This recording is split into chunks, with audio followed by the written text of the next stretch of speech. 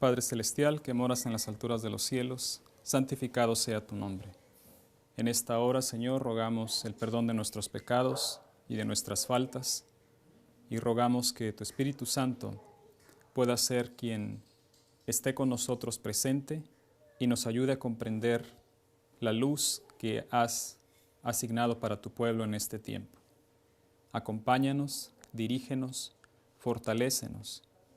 Rogamos una bendición para cada uno de quienes nos escuchan, y también ruego de manera especial que tu Espíritu pueda hablar a través de mis labios. Que no sea a mi persona quien sea escuchada o vista, sino que sea únicamente la influencia de tu Espíritu Santo. En el nombre de Jesús pedimos esto. Amén. Esta serie de presentaciones hemos estado estudiando sobre el patrón profético. Hemos estado enfatizando la consistencia con la que Dios trabaja. Lo que hemos estado ilustrando con algunas de estas líneas no son la totalidad de las líneas proféticas. Este patrón que el Señor estableció desde la fundación del mundo, desde la creación misma, el patrón de 3 pasos seguidos por un cuarto, que son lo que traen la obra a la perfección, la obra de Dios. Y en esta serie de presentaciones hemos estado viendo las diferentes historias. Vimos la historia de Moisés, vimos también sobre la historia de Nehemías y los 3 decretos, vimos sobre la historia de Jesús, y ayer hablamos sobre la historia del movimiento milerita, que son la primera generación del movimiento adventista. Ellos fueron la primera generación, el alfa. Vimos algunos de los movimientos, como Dios los dirigió de manera especial. Y el día de hoy queremos enfocarnos más especialmente en el movimiento final, la última generación de adventistas del séptimo día, el movimiento que terminará la obra bajo el poder del Espíritu Santo, en lo que llamamos la lluvia tardía. Y en la palabra de Dios también se menciona sobre el grupo especial que se le va a permitir atravesar por este gran tiempo de prueba, y que en la palabra de Dios una de las formas como se lo ilustra es como los 144,000. Pero esta es la línea de actual, es el tiempo actual, es nuestra generación. Es la última generación de adventistas del séptimo día. Y en esta hora deseamos ilustrar algunos principios que son importantes que tengamos en mente. Vamos a ir a una cita de Primeros Escritos, página 259 a 261. Primeros Escritos, página 259 a 261. Dice así: se me recordó la proclamación del primer advenimiento de Cristo. Es la historia de Jesús. Juan el Bautista, fue enviado en el espíritu y el poder de Elías a fin de que preparase el camino para Jesús. Los que rechazaron el testimonio de Juan no recibieron beneficio en las enseñanzas de Jesús. Vamos a ver que esta es una obra progresiva. Esta es una prueba progresiva, y son básicamente 2 pruebas que terminan en un juicio. Y en este caso, el primer mensajero que les fue enviado para preparar el camino, el que trajo el anuncio de que la gracia estaba por concluir para el pueblo de Israel, para el pueblo de Dios, Juan el Bautista, nos dice: quienes rechazaron su mensaje no fueron beneficiados por las enseñanzas de Jesús. porque el trabajo de Juan fue apuntar la atención a Jesús, y quienes lo rechazaron no se beneficiaron. Su oposición al mensaje que había predicho la venida de Él los colocó donde no les era fácil recibir las evidencias más categóricas de que Él era el Mesías. Satanás indujo a aquellos que habían rechazado el mensaje de Juan a que fuesen aún más lejos, a saber, que rechazasen y crucificasen a Cristo. Así que no solo rechazaron a Cristo, su ministerio, sus milagros, lo rechazaron como rey y finalmente lo llevaron al madero y lo crucificaron allí. Y lo colgaron en la cruz. Al obrar así, se situaron donde no pudieron recibir la bendición de Pentecostés. Vemos que ellos fallaron este proceso y notemos cuál fue el resultado, que les habría enseñado el camino al santuario celestial. El desgarramiento del velo en el templo demostró que los sacrificios y los ritos judaicos no serían ya recibidos. Por eso dijimos que aquí se cerró una puerta de gracia, en el sentido de que como denominación, si bien ellos iban a tener todavía como individuos la oportunidad extendida para arrepentirse, pero como denominación, el Señor realmente ya no podía trabajar con la estructura tal como funcionaba. Y el Señor en este proceso, en este tiempo, Él ya estaba levantando un nuevo movimiento. Él estaba levantando a través de pescadores humildes, a través de personas que eran quizás menospreciadas por no tener la preparación que tenían los escribas, los fariseos, los intelectuales de aquel tiempo, los eruditos. Y sin embargo, Dios estaba pasando de largo a estos dirigentes y estaba llamando a una clase más humilde. Y a través de ellos, Él iba a concluir, aquellos que estuvieran dispuestos a recibir el testimonio de Juan el Bautista y que aceptasen a Jesús, comprenderían el chasco, comprenderían el significado verdadero de la cruz y entonces estarían preparados para recibir el Espíritu Santo derramado en el Pentecostés. Pero quienes fallaron este proceso de prueba, nos dice aquí que el gran sacrificio había sido, el desgarramiento del velo en el templo demostró que los sacrificios y los ritos judaicos no serían ya más recibidos.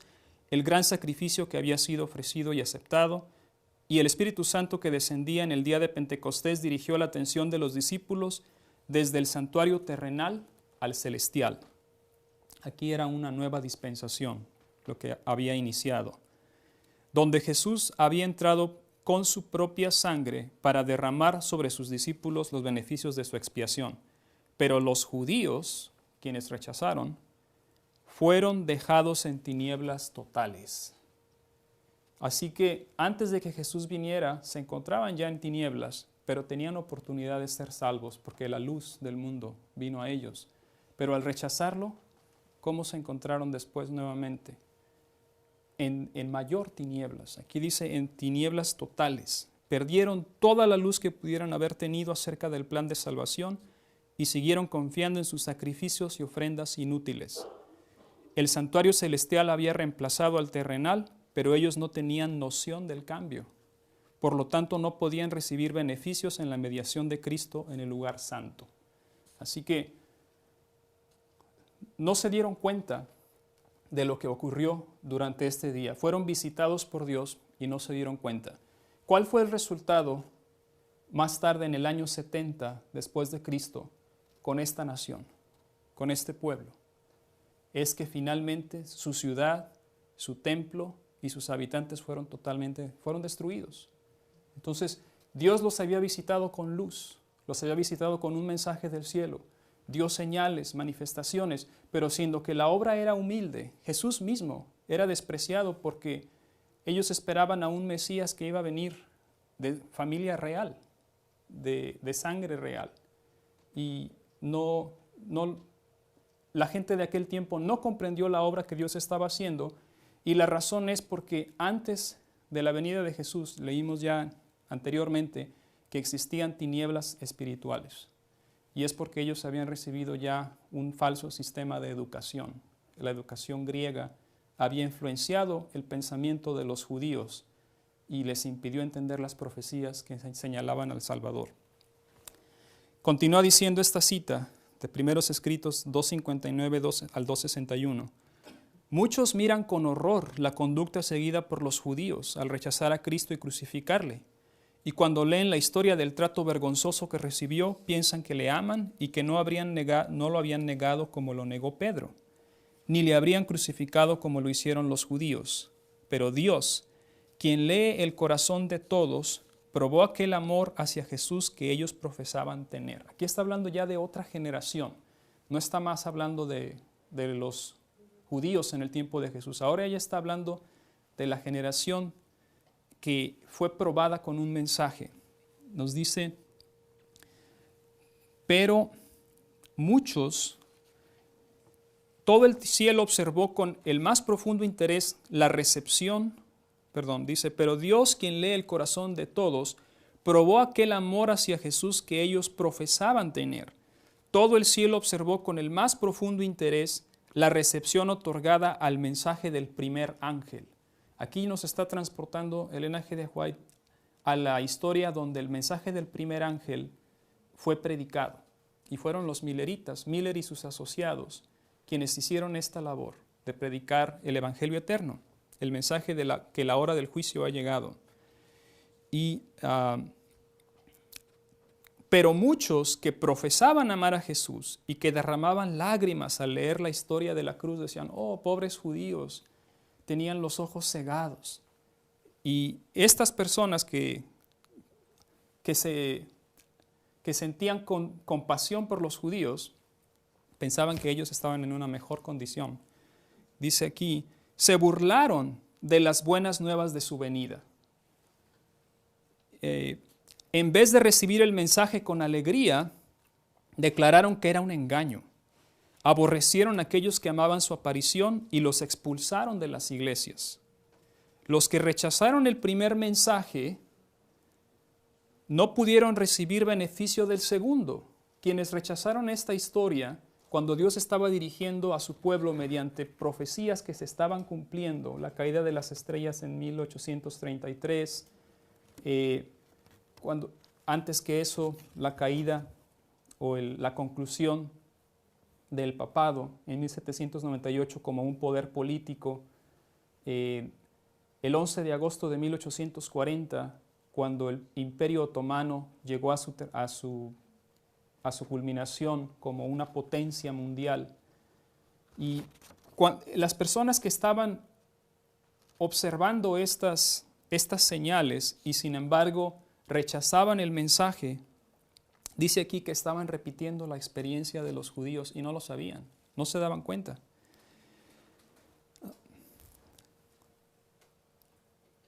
Los que rechazaron el primer mensaje no pudieron recibir beneficio del segundo. Tampoco pudo beneficiarles el clamor de medianoche que había de prepararlos para entrar con Jesús por la fe en el lugar santísimo del santuario. Sabemos que fue a partir del octubre 22 de 1844. Se cerró una puerta en el lugar santo y se abrió la puerta al lugar santísimo. Y únicamente aquellos que habían caminado fielmente en este proceso pudieron por fe seguir a su maestro. Y los demás permanecieron en oscuridad. Nos va a decir aquí a continuación. Peor aún. Dice,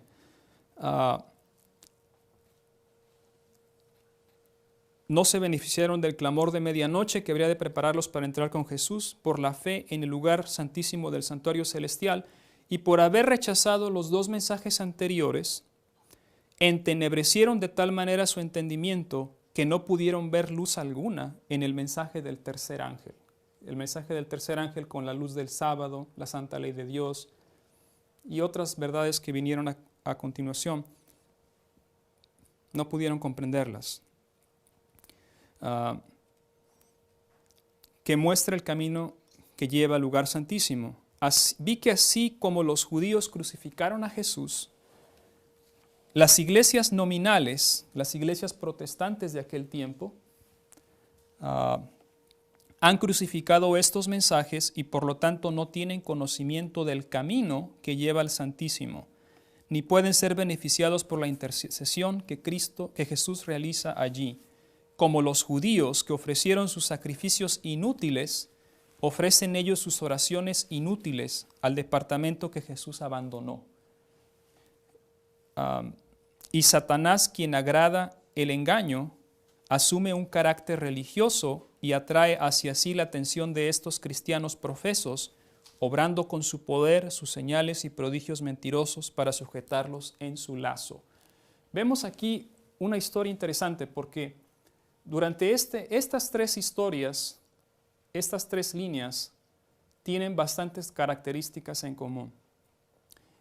Y una de las cosas que notamos aquí es que en esta línea Dios estaba haciendo una transición entre quien había sido su pueblo y entraba en una nueva dispensación. Es decir, a partir de la cruz, Él había estado preparando a sus discípulos y a partir de aquí ellos iban a llevar la obra adelante. Aquí prácticamente este es el nacimiento de la iglesia cristiana. Es durante esta última semana de las 70 de la que hemos hablado, la semana de visitación, es cuando el Señor Jesucristo está levantando un nuevo movimiento y está dejando atrás el antiguo. Y en esta historia, la de los mileritas, la iglesia protestante, aquella iglesia que había salido del periodo de oscuridad papal, la iglesia de los grandes reformadores como Lutero y como los grandes hombres, Zwinglio y Calvino, y algunos otros grandes reformadores, Tyndale, Juan Hus, etc. Esta iglesia había perdido su pureza en el transcurso de los siglos y al llegar a este periodo estaba prácticamente espiritualmente muerta. Era el periodo de Sardis. Sardis cubre el periodo de la iglesia protestante. Tiene nombre de que vive, pero estás muerto, es lo que dice el testigo fiel y verdadero a Sardis. Así que Dios estaba levantando a un movimiento nuevo que tenía la experiencia y el carácter de Filadelfia. Y era este ministerio, este pueblo, los mileritas, quienes atravesaron esta experiencia. En el transcurso de esta historia, Dios estaba haciendo nuevamente una transición. Iba a dejar atrás a la iglesia protestante porque ellos rechazaron avanzar con la luz. Ellos dijeron, nosotros solamente queremos llegar aquí y no vamos más allá. Y por lo tanto, el Señor no podía dejar la obra estancarse ni corromperse. Él tenía que seguir llevando la reforma adelante.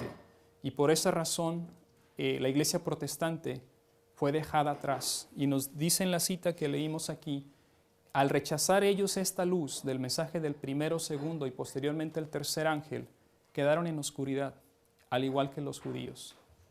Y cuando dirigían sus oraciones al lugar santo que Jesús había dejado, dice aquí, porque se encontraba ahora en el lugar santísimo, es como si ellos hubieran enviado sus oraciones a Satanás, después de haber ellos rechazado. Ahora, esto se aplica a las iglesias protestantes como denominaciones y a los individuos que en aquel tiempo atravesaron esta prueba. Esto no se aplica a los individuos protestantes el día de hoy. Ellos aún tienen oportunidad, cuando ellos escuchen el mensaje verdadero, de hacer una decisión. Pero como denominaciones, el Señor no obra más a través de ellos, porque estas denominaciones negaron al Señor. Así que ese es uno de los puntos que deseábamos dejar claro en este estudio. Otro punto que me pareció oportuno que veamos es sobre los mensajes. Cada uno de estos mensajes en la historia tiene un momento en el que llegan a la historia y después son fortalecidos. Por ejemplo, el mensaje del primer ángel históricamente llegó en 1798, pero cuando llegó, lo que ocurrió es que a lo ancho del mundo, los estudiosos de las profecías comenzaron a estudiar el libro de Daniel, los periodos proféticos, particularmente los 2300 días. Eso comenzó a partir de 1798. El mensaje del primer ángel llega técnicamente en 1798, pero este es el mensaje que encontramos en Apocalipsis 14, 6 y 7. Pero recibe poder el mensaje del primer ángel en 11 de agosto de 1840. Es el mismo mensaje del primer ángel, pero ahora recibe el poder del cielo. Y es el mensaje que recibe poder, o el ángel que desciende, es el ángel que está identificado en Apocalipsis capítulo 10.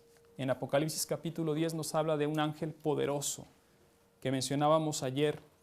Cuando uno compara las características de este ángel de Apocalipsis 10 con el ángel de Apocalipsis 14, 6 y 7, nos damos cuenta que son el mismo ángel, pero aquí está proclamando, aquí tiene un librito abierto. El mensaje está siendo abierto, ha sido abierto, y ahora este ángel está diciendo a su pueblo, a los mileritas en aquella generación, que era hora de comer el librito. Y es ahí donde comenzaba la prueba. Entonces, es el mismo mensaje, pero aquí recibe poder, el poder del cielo. Después, el mensaje del segundo ángel históricamente llegó en junio de 1842. Y es el ángel que está mencionado ahí en Apocalipsis 14:8. Apocalipsis 14:8, estamos familiarizados con ese mensaje,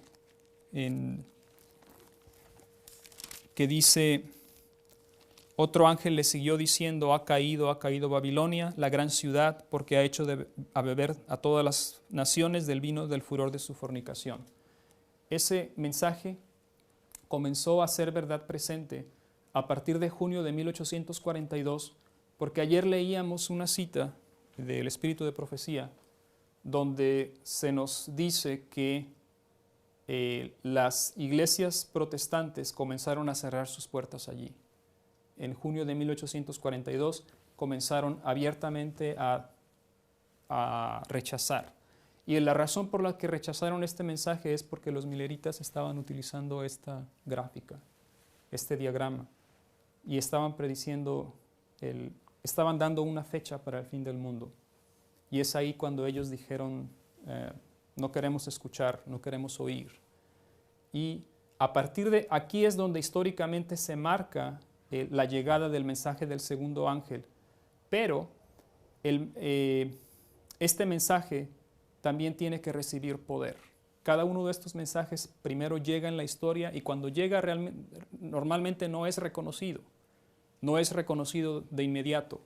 Pero a medida que va cobrando fuerza, a medida que se va incrementando, entonces la verdad finalmente resplandece. Hay quienes lo identifican y la reciben, y entonces el Señor le da poder. Y en este caso, el mensaje del segundo ángel recibe poder durante el clamor de medianoche, que ayer mencionábamos. Clamor de medianoche fue en agosto 12 al 17 de 1844. Es agosto 12 al 17 de 1844, es cuando el Espíritu Santo le da poder a la proclamación del mensaje del segundo ángel. Y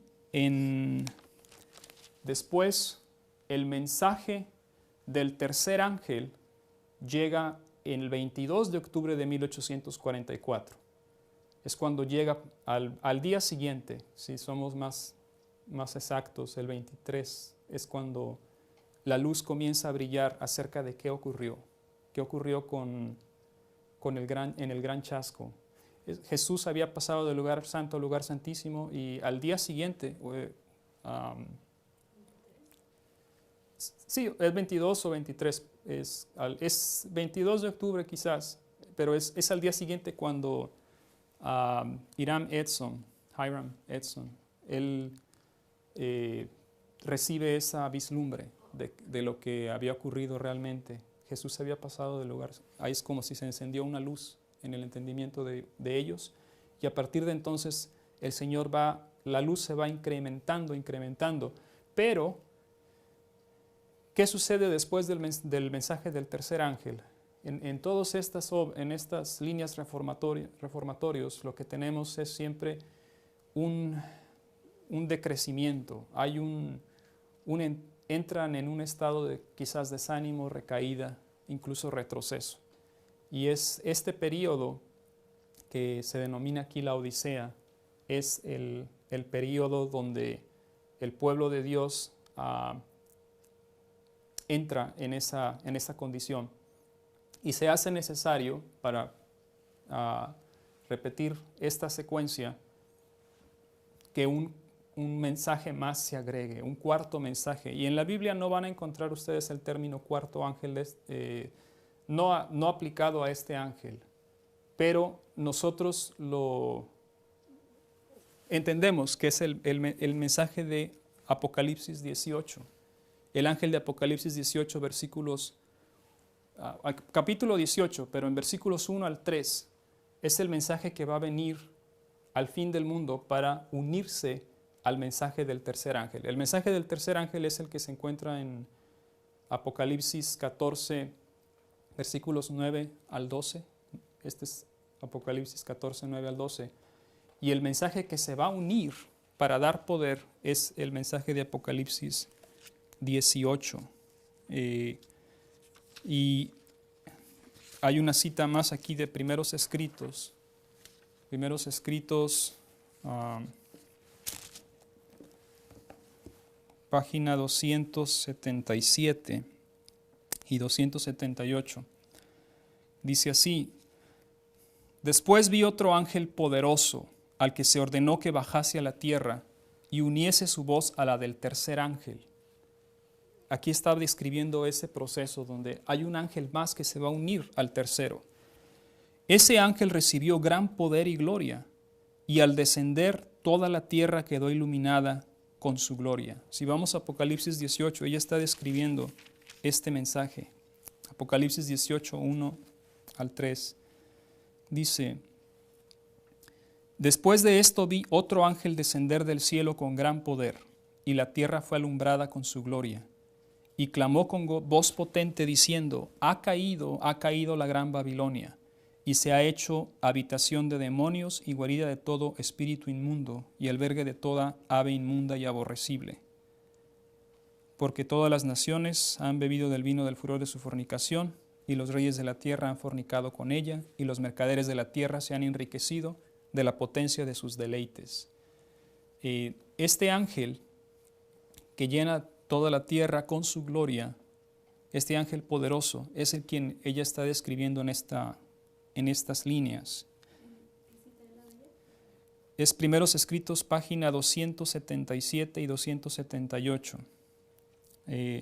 La leo nuevamente, dice: Después vi otro ángel poderoso, al que se ordenó que bajase a la tierra y uniese su voz a la del tercer ángel, para dar fuerza y vigor a su mensaje. Ese ángel recibió gran poder y gloria, y al descender dejó toda la tierra iluminada con su gloria. La luz que rodea a ese ángel penetraba por doquier, mientras clamaba con fuerte voz: ha caído la gran Babilonia, y se ha hecho habitación de demonios y guarida de todo espíritu inmundo y albergue de toda ave inmunda y aborrecible. Aquí se repite el mensaje de la caída de Babilonia, tal como lo dio el segundo ángel, con la mención adicional de las corrupciones introducidas en las iglesias desde 1842. Así que este mensaje que va a llegar en esta historia, y esta historia, este es el alfa del adventismo, y esto corresponde al omega del adventismo, al fin del adventismo, es decir, la etapa final del adventismo. es cuando el ángel de Apocalipsis 18 va a descender. Y es una repetición. Apocalipsis 18 es una repetición del segundo. Y nos dice aquí,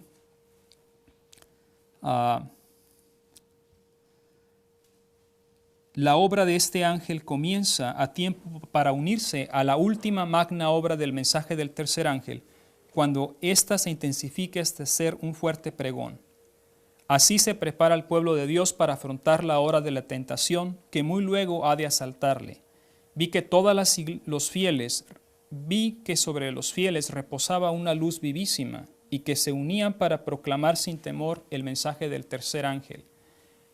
Otros ángeles fueron enviados desde el cielo en ayuda del potente ángel, y oí voces que por doquiera resonaban diciendo: salid de ella, pueblo mío. Aquí ya se está diciendo que ese mensaje poderoso de Apocalipsis 18, 1 al 3, recibe otro,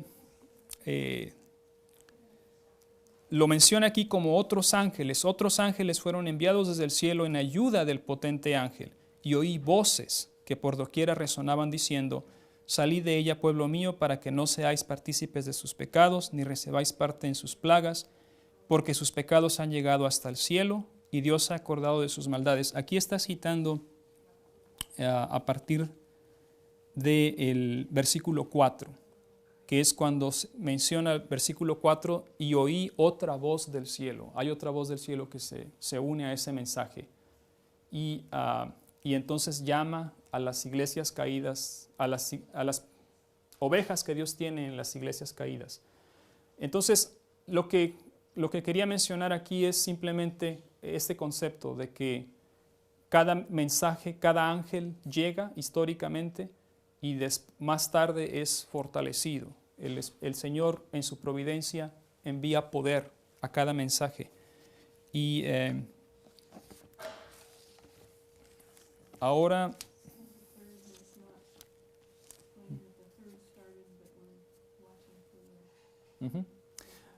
lo que estamos haciendo aquí es esta historia. Permítanme leerles una cita de 1888 materiales de Elena G. de White, donde Elena G. de White nos dice lo siguiente: Dios ha dado a los mensajes de Apocalipsis 14, esos son los mensajes de los tres ángeles, su lugar en la línea profética, y su obra no ha de cesar hasta el final de la historia de esta tierra. Los mensajes del primer ángel y del segundo siguen siendo verdad para este tiempo. Esta historia del mensaje del primer ángel y del segundo, es esta historia, primer ángel, segundo ángel, siguen siendo verdad siguen siendo verdad para este tiempo, y han de correr paralelamente con este que les sigue. El mensaje que sigue a la proclamación de los primero y segundo ángel es obviamente el tercero, pero ella nos informa que ha de correr paralelamente, y es por eso que podríamos nosotros continuar ilustrando aquí el patrón profético. Este es el ángel, esta es la historia de Apocalipsis 18, lo que hemos mencionado ahorita se encuentra aquí, pero lo que hemos hecho es hacer un paralelo, porque nos dice que el mensaje del primero y segundo ángeles han de correr paralelo con el que sigue. Entonces hemos hecho un paralelo. Paralelo significa que son dos líneas equidistantes. Las hemos colocado línea sobre línea, y entonces vemos que la historia del tercer ángel en realidad concuerda con la historia del primero y el segundo. Pero ahora lo que tenemos aquí es la historia del tercer ángel cuando se le une a aquel ángel de Apocalipsis 18, que comúnmente en adventismo se le conoce como el cuarto ángel. En realidad es el ángel de Apocalipsis 18 en dos fases. Sigo leyendo la cita de 1888 Materials, página 804, dice: el tercer ángel que proclama su advertencia en alta voz. El tercer ángel proclama su advertencia en alta voz. Después de esto, dijo Juan, vi a otro ángel descender del cielo con gran poder, y la tierra fue alumbrada con su gloria. En esta iluminación, la luz de los tres mensajes se combina. Entonces, lo que tenemos aquí dice, el tercer ángel proclama su advertencia en alta voz. El fuerte pregón del tercer ángel es el ángel de Apocalipsis 18, es lo que yo entendería en esta cita, porque dice, el tercer ángel proclama su advertencia en alta voz, en fuerte pregón. Después de esto, dijo Juan, vi a otro ángel descender del cielo con gran poder, y la tierra fue alumbrada con su gloria. Ese ángel de Apocalipsis 18 es el fuerte pregón del tercer ángel. Y entonces, esta es la historia, la hemos colocado aquí, haciendo un paralelo. Y como hemos visto en estas líneas de reforma, cada movimiento reformatorio inicia con un tiempo del fin, con una profecía que se cumple. Y en este caso, la profecía con la que el movimiento adventista inició es una profecía del libro de Daniel. Sabemos nosotros que el mensaje, el pasaje que Guillermo Miller enfatizó fue Daniel 8:14. Hasta 2300 tardes y mañanas y el santuario será purificado. Proviene del libro de Daniel. Y el santuario, siendo purificado, significa una obra de juicio. Por eso el mensaje del primer ángel anuncia, la hora de su juicio ha llegado. Y el mensaje de los mileritas, aunque ellos no lo entendían claramente, ellos estaban proclamando que el juicio de Dios iba a comenzar. El juicio investigador, sabemos nosotros, comenzó a partir del 22 de octubre de 1844. Y esta obra de juicio va a llegar a su conclusión muy pronto. Y Dios levanta, antes de que esa obra de juicio concluya, levanta un mensaje nuevamente a partir del libro de Daniel. Pero vamos a ir en esta ocasión a Daniel capítulo 11, versículo 40, porque es en Daniel 11:40 donde encontramos un versículo que va a marcar el tiempo del fin para nuestro tiempo. El tiempo del fin corresponde con una profecía que se cumple. El capítulo 11 de Daniel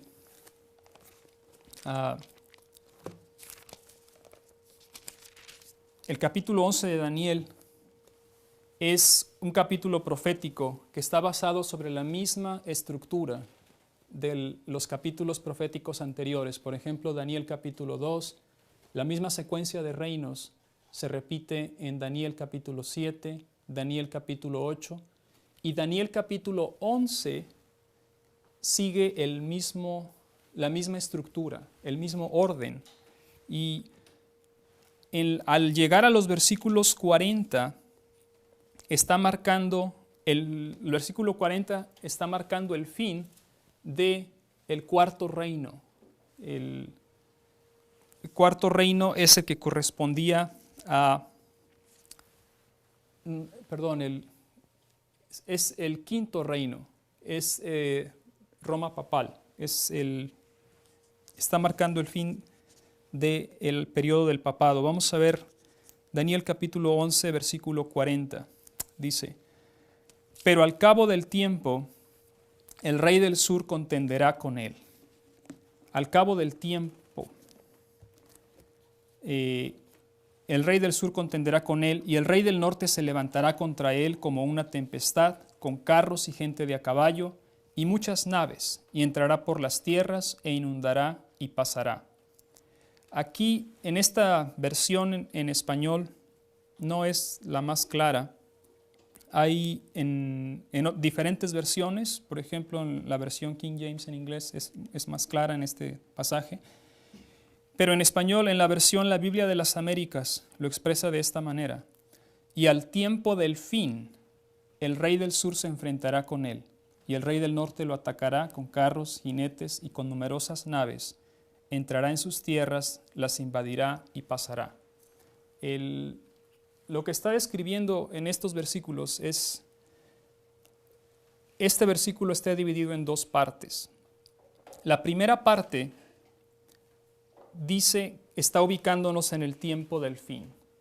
El tiempo del fin en profecía bíblica, si nosotros vemos el contexto de este pasaje, está describiendo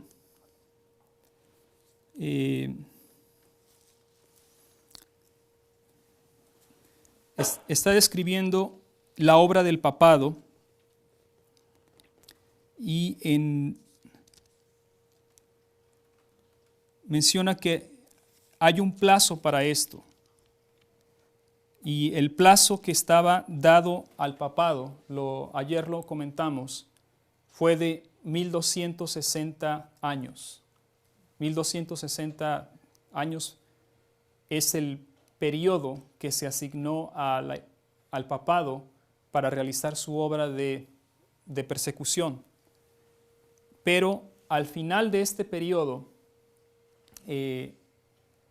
leíamos ayer en Daniel capítulo 12, si nosotros vemos Daniel capítulo 12, en el versículo 4, pero tú, Daniel, cierra las palabras y sella el libro hasta el tiempo del fin. Muchos correrán de aquí para allá y la ciencia se aumentará. Mencionábamos que es en el tiempo del fin cuando el libro de Daniel iba a ser abierto. En el versículo 9 se repite lo mismo. Él respondió,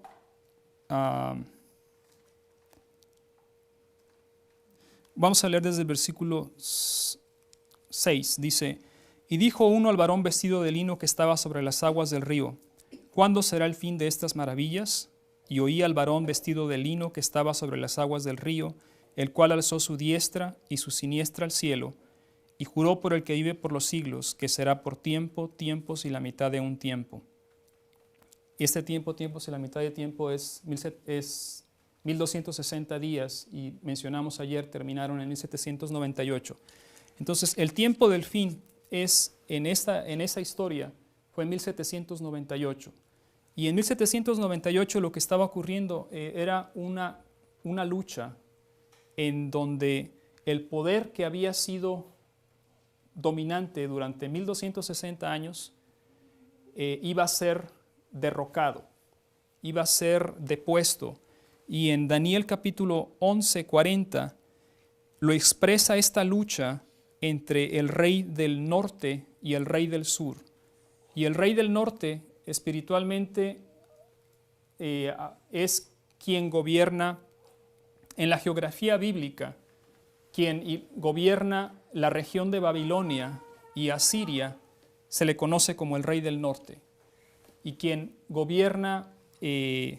gobernaba la región del sur, Egipto, era denominado el rey del sur. Eso es lo que se encuentra en el capítulo, todo el capítulo 11 está estructurado de esa manera. Es el conflicto entre el rey del norte y el rey del sur.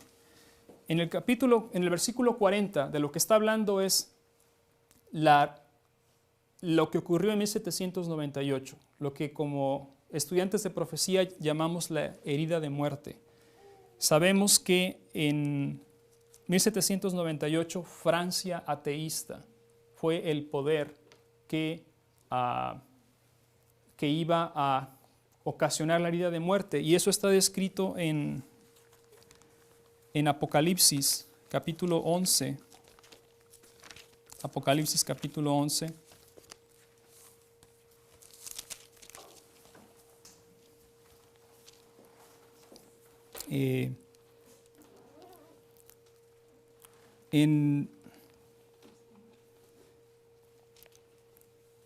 Está en el versículo 2 dice, Pero el patio que está fuera del templo déjalo aparte y no lo midas, porque ha sido entregado a los gentiles, y ellos hollarán la ciudad 42 meses. 42 meses multiplicado por cada mes multiplicado por 30 da 1260 días. Estamos hablando del mismo periodo, los 1260 días, durante los cuales, versículo 3, y daré a mis 2 testigos que profeticen por 1260 días vestidos de cilicio. Y esto es la obra de el papado, de perseguir a los 2 testigos, el Antiguo y el Nuevo Testamento, la palabra de Dios, que iban a dar su testimonio. Y dice en el versículo 7, y cuando hayan acabado su testimonio, la bestia que sube del abismo hará guerra contra ellos y los vencerá y los matará. Y esta bestia que sube del abismo, versículo 8 dice, y sus cadáveres estarán en la plaza de la grande ciudad, que en el sentido espiritual se llama Sodoma y Egipto, donde también nuestro Señor fue crucificado.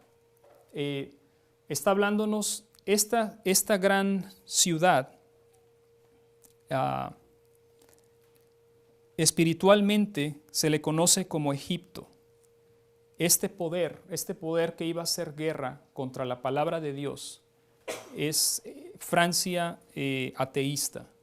Francia ateísta durante este periodo, breve, pocos años antes, me parece fue en 1793, alrededor de eso, la Revolución Francesa estaba tomando lugar y ellos estaban quemando la palabra de Dios, estaban persiguiendo la palabra de Dios y se estaban rebelando. Y es este mismo poder que aquí está descrito espiritualmente como Egipto. Egipto es el rey del sur, es quien va a hacer guerra contra el rey del norte, contra el papado.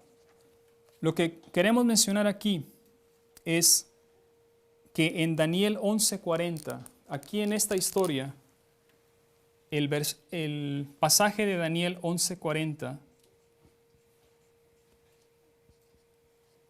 la primera parte, vamos a llamarlo parte A, apunta al el año en que iba a ocurrir la herida de muerte. Y es la primera parte de ese versículo está describiendo esa herida de muerte. El rey del sur, refiriéndose a Egipto espiritual, refiriéndose en aquel momento a Francia ateísta, iba a rebelarse contra la Iglesia Católica, que es el rey del norte, el rey de Babilonia, Babilonia espiritual. Durante todo este periodo, durante 1260 años, Babilonia espiritual conquistó al mundo, o mantuvo al mundo en tinieblas. Pero en 1798, Francia ateísta se rebeló, el dragón se rebeló, Egipto se rebeló y produjo la herida de muerte. Pero la historia no terminó allí, porque la segunda parte del versículo dice, y el rey del norte, refiriéndose al papado, se levantará contra él, contra el rey del sur, esto es una revancha, es una venganza.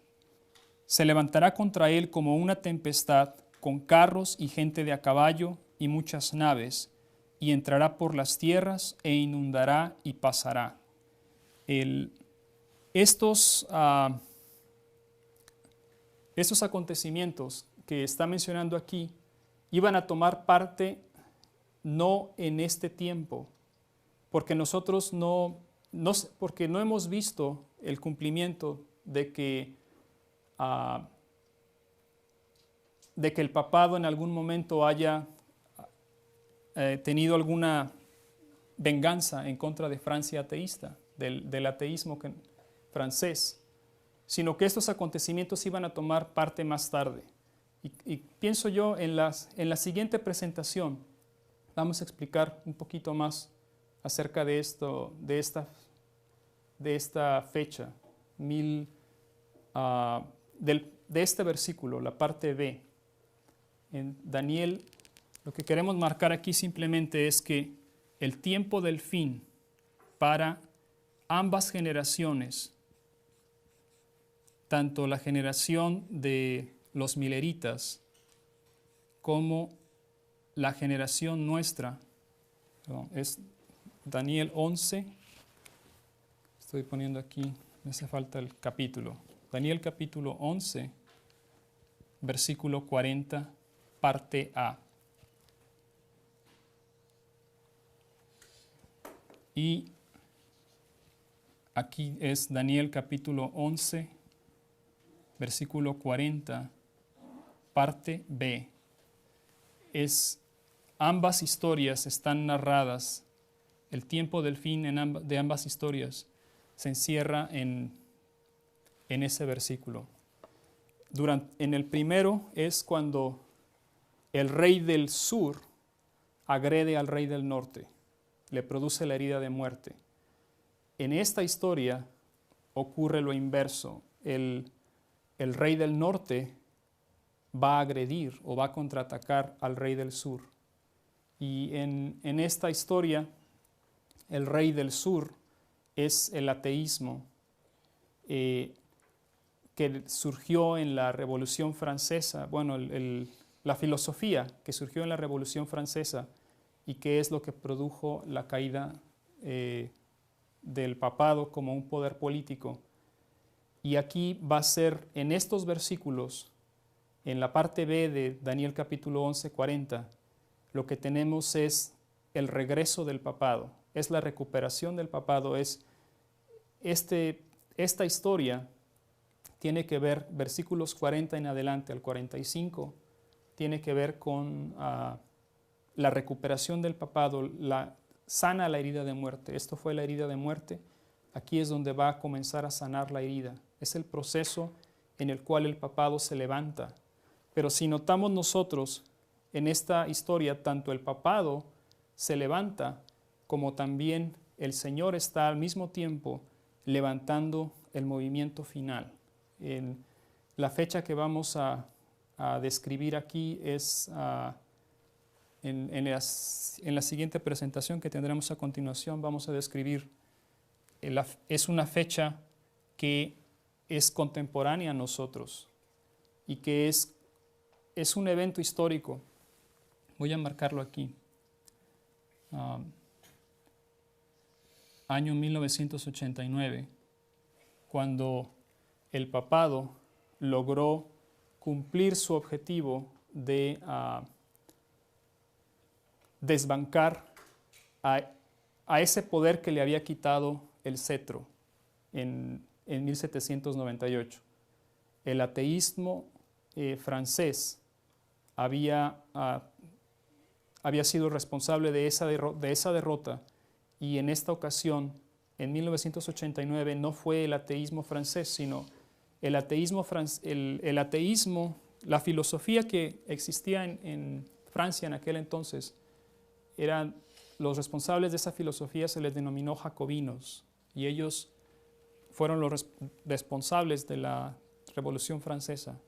Esa filosofía fue adoptada por un filósofo de nombre Carlos Marx y él le dio otro nombre, fue el comunismo. Y el comunismo son los mismos principios, es obtener el poder mediante una revolución armada, es arrebatarlo,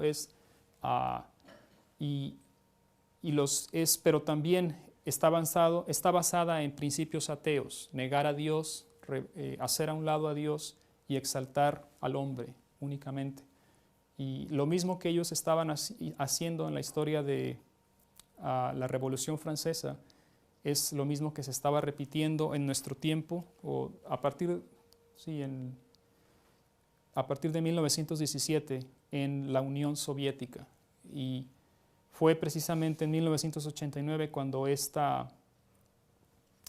poderío llegó a su fin. Vamos a comentar un poquito más sobre esto en la siguiente presentación para dejarlo más claro el por qué marcamos el año 1989 como el inicio de el tiempo del fin para nosotros. Y a partir de ahí vamos a explicar los eventos que tienen relación con nosotros, porque este evento ya está en el pasado. Nosotros estamos más allá de 1989 y Dios desea que nosotros reconozcamos en dónde nos encontramos sin predecir tiempo. No estamos aquí, esta fecha, 1989, no es algo que nosotros anunciamos por anticipado, sino es algo que se reconoció muchos años después de su cumplimiento, o varios años después de su cumplimiento. Vamos a concluir en este momento y vamos a tener una palabra de oración. Amoroso Padre Celestial, que moras en las alturas de los cielos, santificado sea tu nombre.